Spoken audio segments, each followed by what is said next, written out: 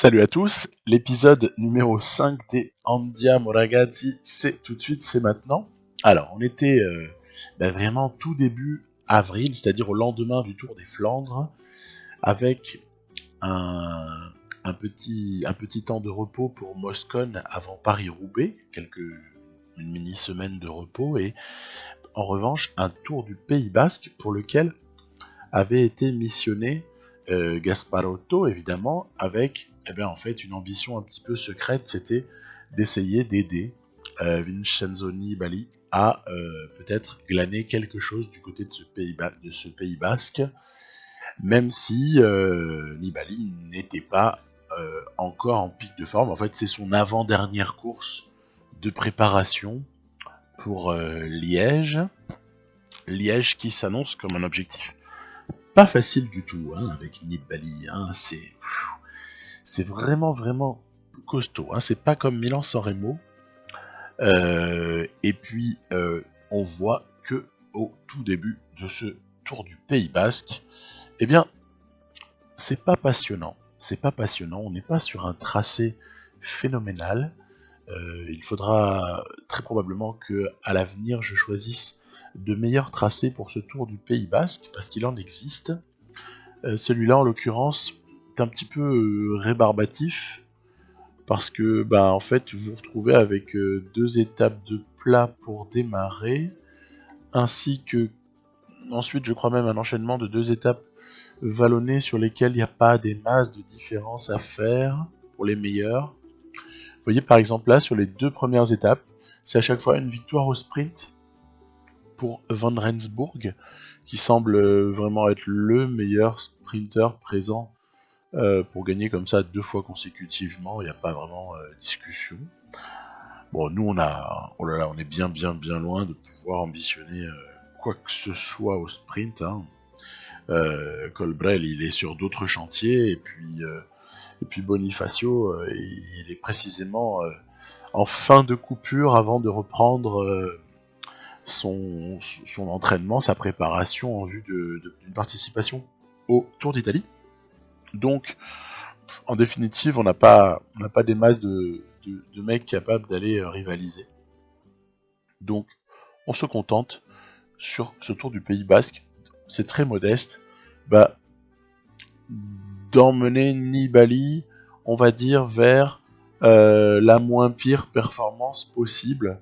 J'ose pas dire la meilleure, parce que avec de telles formes du jour telles que j'en ai hérité, après ça fait partie, hein, honnêtement, c'est bien aussi d'être en difficulté parfois, hein, mais vous verrez que sur les 6 étapes de ce Tour du Pays Basque, on aura finalement obtenu 3 fois le -1, une fois le 0, une fois le +1, et puis j'ai plus de souvenirs réels, je crois que c'est un +1 l'étape 6, donc globalement négatif, hein, quelque part.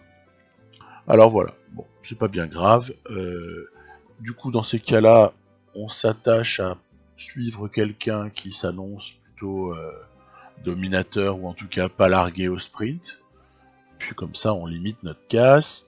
Il y a une particularité dans ce Tour du Pays Basque, hein, c'est vraiment à noter. Il n'y a pas de bonification. La seule bonification qu'il y ait, c'est sur l'étape 5. Voilà. C'est la seule qui offre une bonification aux 3 premiers. Et encore, c'est une bonification relativement légère. Mais toutes les autres étapes, par exemple les 4 premières, n'offrent aucune bonification. Donc c'est comme ça, c'est les règles du jeu. Du coup, ça nous dérange finalement pas des masses, parce que, par exemple, vous voyez, à la Philippe, là, il est leader, mais quelque part, il est leader au nombre de places, je dirais, d'honneur, quoi, quelque part. Il y a une espèce de moyenne qui doit être faite entre les différentes places obtenues aux étapes, puisqu'il y a énormément de gens qui sont finalement dans le même temps, hein, voilà, en l'absence de bonification. Donc on arrive cette fois-ci à l'étape 4. L'étape 4, Bon, de toute façon, moi je reste toujours à l'affût d'une possibilité, éventuellement, de s'échapper. Puis, il y a au moins quelque chose de positif, c'est qu'à cette étape 4, Nibali, il a un plus 1. Le plus 1, bah, c'est super bête à dire, mais c'est quand même déjà beaucoup mieux que le moins 1 qu'on avait eu 2 fois. Donc, je me dis que s'il y a peut-être quelque chose à tenter déjà, c'est de glaner un poil de temps sur une étape comme celle-ci. Mais c'est très tendu parce que les différences, on n'en fait pas beaucoup, hein. Les différences, elles sont hyper menues. Donc, bon, bref. Gasparotto va emmener Nibali le plus loin possible. Et puis ensuite, le champion va essayer d'aller attaquer, voilà, de se détacher. On voit que il va être suivi, mais il va pas être suivi par énormément de coureurs. Il y a Henao notamment, voilà, qui apparaît. Les échappés sont repris. D'ailleurs, je râle toujours contre le fait que les échappés comme ça vous bloquent dans de telles circonstances. La route est grande, il me semble que on pourrait peut-être envisager du côté de la programmation de faire passer le coureur à un endroit où il n'y a pas d'attardés qui vont venir effectuer de véritables écrans, quoi, hein. Là encore une fois, ce n'est pas du basket. On n'a pas le droit de faire des écrans. Bref. Donc, vous voyez, 4 hommes échappés, avec une certaine avance, hein. Et ça, c'est quand même une super bonne nouvelle. Une très très bonne nouvelle, parce qu'on va peut-être réussir à prendre quelques secondes précieuses d'avance au général, et puis on sent bien venir qu'avec le parcours qui est celui de ce Tour du Pays Basque, les choses vont se jouer à tellement peu d'écart que même 10 secondes par exemple, ou 15 secondes, c'est génial. Voilà. Donc on se contentera de suivre parce qu'Alaphilippe est bien plus fort dans la finition sur ce type d'étape, et Nao également.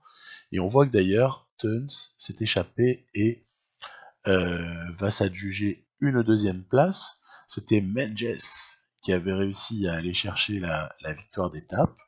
Alors en l'occurrence, Menges, il n'était pas à égalité de temps avec tous les meilleurs, hein. Il avait du retard, ce qui lui avait permis de s'échapper. Et cette échappée ensuite, il a réussi lui à la mener à son terme, alors que les autres, évidemment, s'étaient fait reprendre. Voilà. Donc, victoire de Menges, Teuns deuxième, et on est donc dans le temps du troisième, voilà. Ce qui, du coup, est une super bonne affaire, puisque ça donne à Nibali euh, top 3, avec en plus une cinquantaine de secondes d'avance sur tous les autres. Voilà. Donc, énorme opération à cette étape 4, mine de rien, de manière mais totalement inopinée, juste en osant attaquer en fait. Voilà. Et puis du coup, moi j'étais content, je me disais ça va, c'est bien parti et tout. Et bien, pas si bien que ça parce que à l'étape 5, ça y est, de nouveau on se reprend à un moins 1. Après, moi je râle pas sur le moins 1, hein, parce que c'est la règle du jeu, hein. Quand on est pronostiqué pour avoir une forme du jour égale à 0, en fait, on peut avoir entre moins 3 et plus 3, hein. Donc, le moins 1, c'est quasiment dans la moyenne, hein. Donc, pas de, pas de grief particulier. On l'avait joué il n'y a pas si longtemps, celle-là. Il y avait, je sais pas si vous vous souvenez, avec l'Auto Soudal, Tim Wellens, qui avait à un moment donné eu du mal, il avait un petit peu coincé. C'était un petit peu la même configuration que Nibali, puisqu'il était lui aussi hors pic de forme, il était lui aussi programmé sur les Ardennaises. La différence, c'est que Nibali, je l'ai programmé à toute fin des Ardennaises, c'est-à-dire à Liège, alors que Wellens, lui, il fallait que le pic apparaisse un peu plus tôt. Et bon, ça va un peu nous échapper, hein, cette étape 5, avec toujours Menges qui se régale, encore une fois, qui a profité du droit de s'échapper pour vraiment faire une jolie opération, une deuxième victoire d'étape. On va voir d'ailleurs que du coup il se rapprochera au final au général, puisqu'à force de gagner dans cette course où il y a très peu d'écart, voilà, il est quatrième. Et Nibali est à 33 secondes de Alaphilippe, et puis possède une trentaine sur Roglic, une cinquantaine de secondes sur Wellens, Dumoulin, Froome, Porte, qui sont des spécialistes enfin, sauf Wellens, des spécialistes de prologue, hein, et justement, c'est pas vraiment un prologue, c'est un contre-la-montre vallonné qui nous est proposé à la dernière étape. Alors, vous avez vu, on a de la chance, on a notre plus 1 que j'évoquais tout à l'heure. Celui-là, il est essentiel notamment pour une raison que j'avais pas totalement anticipée au début de la partie, mais là encore, acceptons-le, c'est que mine de rien, l'ami Nibali, il est un petit peu en perte de statistiques, quoi, hein, de notes, hein, puisque au début de la partie en PCM 2018, vous avez du Nibali qui est au moins à 80 en montagne, qui est, je crois, de mémoire à 75 minimum en CLM. Et vous voyez, ces notes, elles ont un petit peu baissé en fait. Ça, c'est l'âge. Hein. Je crois qu'il y a une obsolescence programmée du Nibali. Ok, là encore, acceptons-le, il est plus sur la fin que sur le début. Après, on sait que les coureurs, quand ils prennent de l'ancienneté, après 30 ans, après 35 ans, ils vont gagner en capacité à s'adjuger des courses, par exemple, où il faut beaucoup d'endurance, voilà, des qualités qu'on développe avec l'âge, qui sont moins présentes chez un jeune coureur. Bref, on espère quand même que le jeu va pas nous baisser toutes les stats de Nibali. Hein. En tout cas, on s'en sort de manière relativement miraculeuse sur ce tour du Pays Basque. J'avoue, j'ai été même surpris. C'est une victoire de Nibali euh, grâce à une avance la plus maigre possible. Et puis voilà. Hein. Il achèvera, comme je vous l'explique là, la préparation autour des Alpes. C'est des histoires de jours de course, etc. Il me fallait faire les choses comme ceci. Et on a un nouveau maillot. Alors là, je tiens à remercier vivement Moiro du forum Groupetto. Là, je vous ai mis l'adresse de sa page, de son showroom. Euh, énorme, énorme. Il m'a fait un super joli maillot. Je suis super content. Eh ben, on va l'essayer à Paris-Roubaix. Voilà. On va essayer de voir un petit peu ce que ça donne en course. Écoutez, je trouve que c'est plutôt pas mal du tout. C'est très esthétique, voilà. C'est très joli. Moi, ça me plaît beaucoup. Merci, merci, merci. Et puis, on va essayer de voir un petit peu ce qu'on est capable de faire, qui est relativement dans un bon jour ou pas. Et là, c'est marrant quand même. Hein. On se retrouve un peu dans la même, dans une config en tout cas proche de celle qu'on avait connue notamment au Tour des Flandres, c'est-à-dire avec un Marcato qui s'avère être quasiment notre meilleure chance, quoi. Donc, on va dire, j'oublie pas Moscone, mais du coup, je vais être obligé de protéger Marcato, parce que s'il y a quelque chose à faire, effectivement, sur du Paris-Roubaix, c'est tenir le choc le mieux possible sur les pavés, et puis c'est sûr qu'en cas d'arriver à une dizaine de coureurs, ou un petit peu moins, oui, hein, le plus rapide au sprint, il va gagner, hein, celui aussi à qui restera le plus de barres, bien sûr. Alors on voit que j'étais obligé de reboucher un trou là, ça a coûté un peu d'énergie, c'est un peu pénible. Mais à part ça, ça se passe pas trop mal.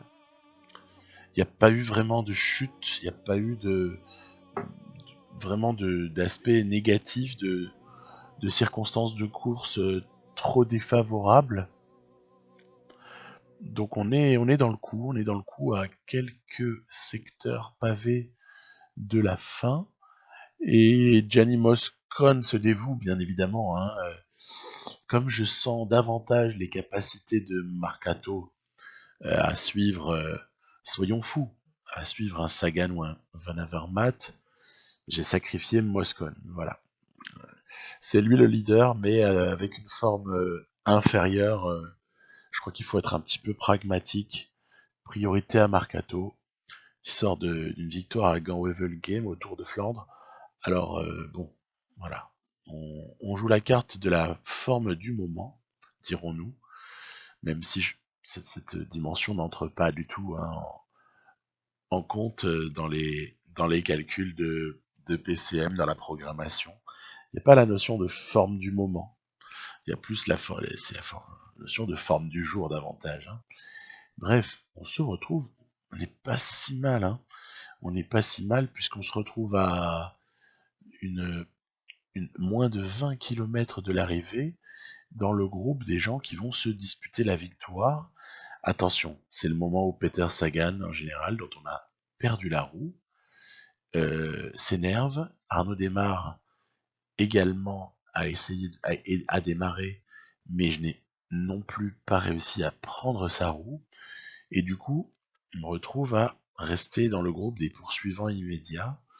Alors avec si peu de barres, je vais essayer surtout de ne pas la gâcher en faisant par exemple des efforts inconsidérés là pour faire recoller le groupe. Hein. Ce serait pas très très très bon parce que on aiderait les autres, mais on s'éliminerait nous-mêmes. Donc ce serait totalement stupide. On voit qu'il y a deux AG2R dans le groupe, c'est Sylvain Dillier évidemment et Nassen.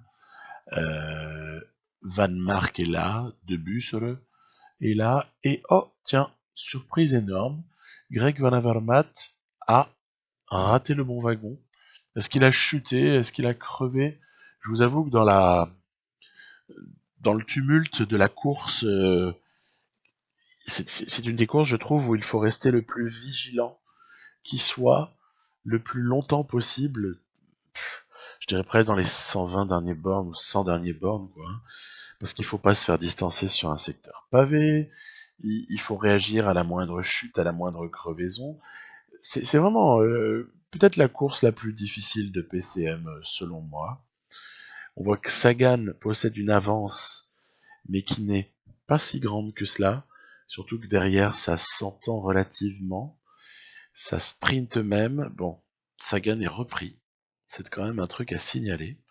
Sagan est repris, Sagan aura du mal à gagner. Et puis nous, bah, il nous reste plus beaucoup de barres. J'ai décidé de prendre la roue de Christophe. Et ben Christophe, c'était la bonne roue. C'était la bonne roue. Sauf que évidemment, Marc Cato a manqué de barres en cette toute fin de course. Voilà. Il y a vraiment pas de drame. Il y a vraiment pas de drame. Parce que troisième à Paris-Roubaix, je prends tous les jours dans ces circonstances-là.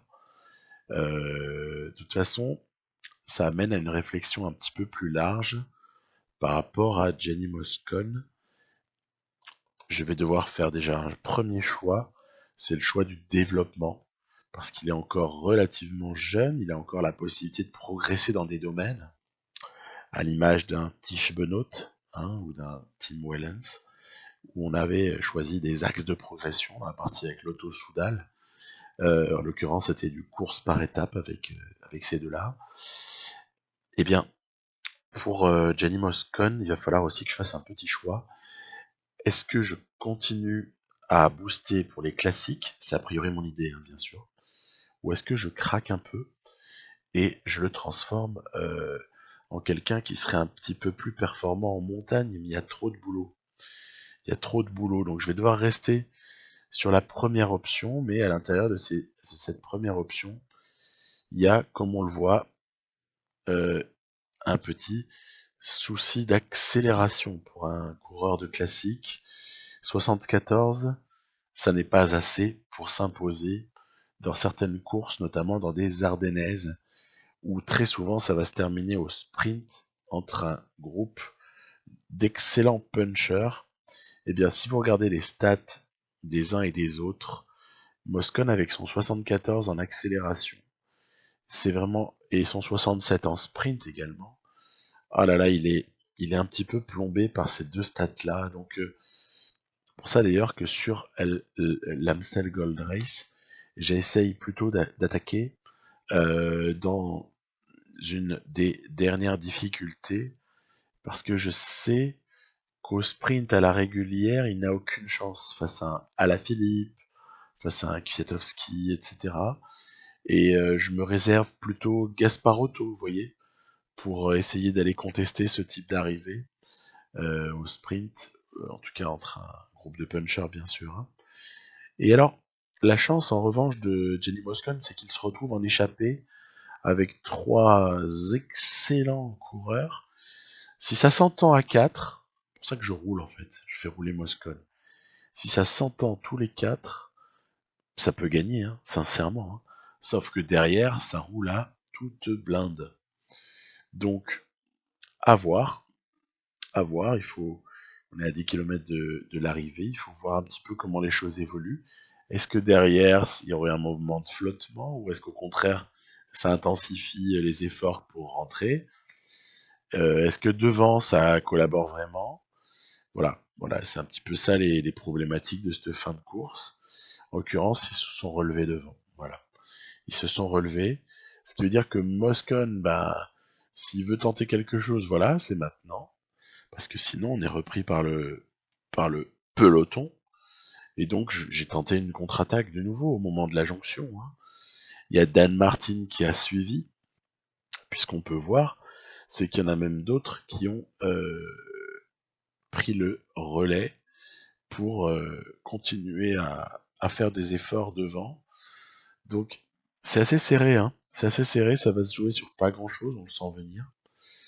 On sent venir aussi que Gasparotto, emmené par Marcato, est à portée de fusil quelque part de la tête de course, donc rien de perdu du tout. Rien de perdu à ce stade-là.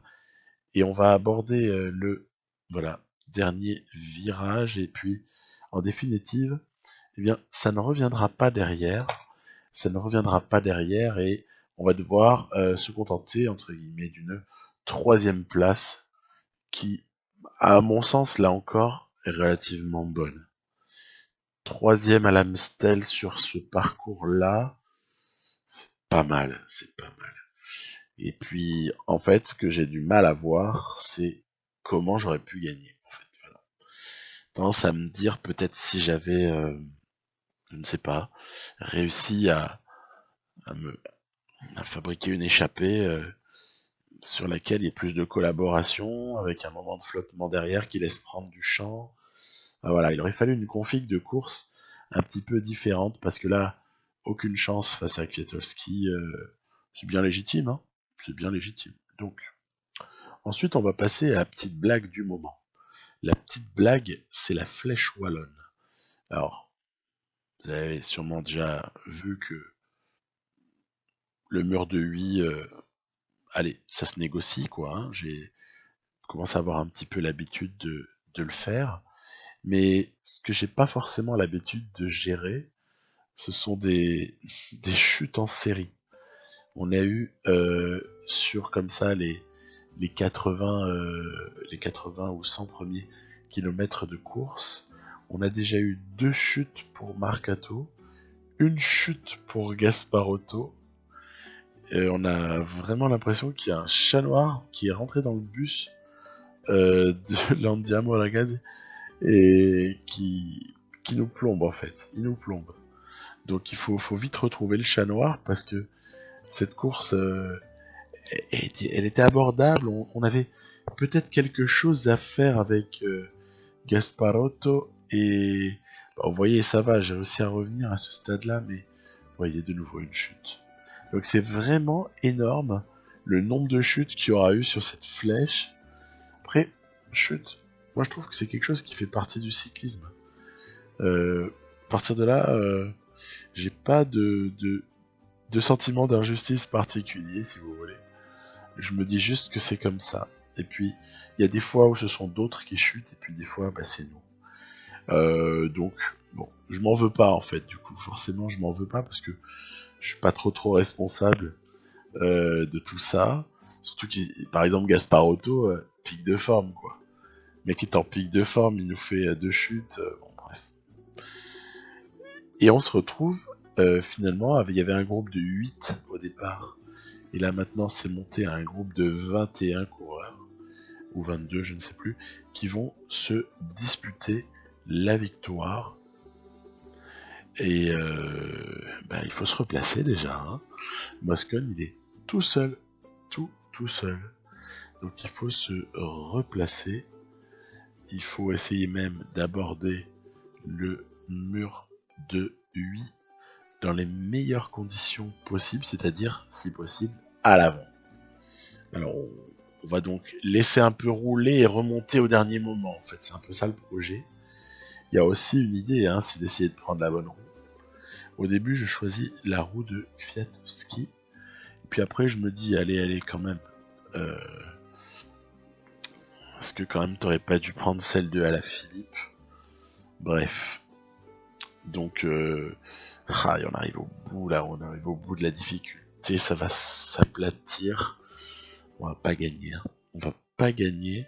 Ce sera même une victoire de Dylan Teuns.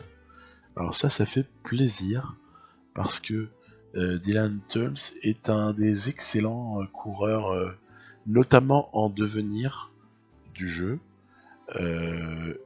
en tant que puncher, mais pas que, parce qu'il n'a pas des notes dégoûtantes à d'autres endroits.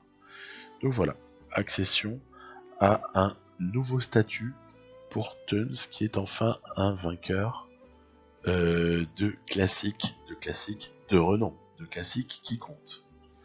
Voilà, c'est pas une vieille classique au moment en septembre par exemple où personne ne court. Quoi. Voilà.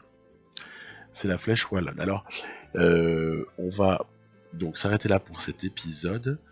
Il y aura une reprise très très prochaine avec au menu un bref aperçu de ce qui se sera passé sur le Tour des Alpes, parce que le profil des étapes peut en valoir la peine.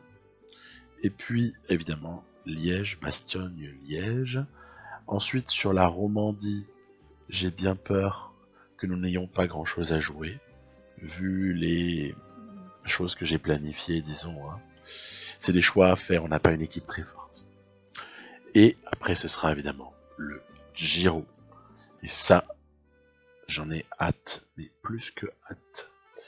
Je vous dis à très très vite. Bye bye.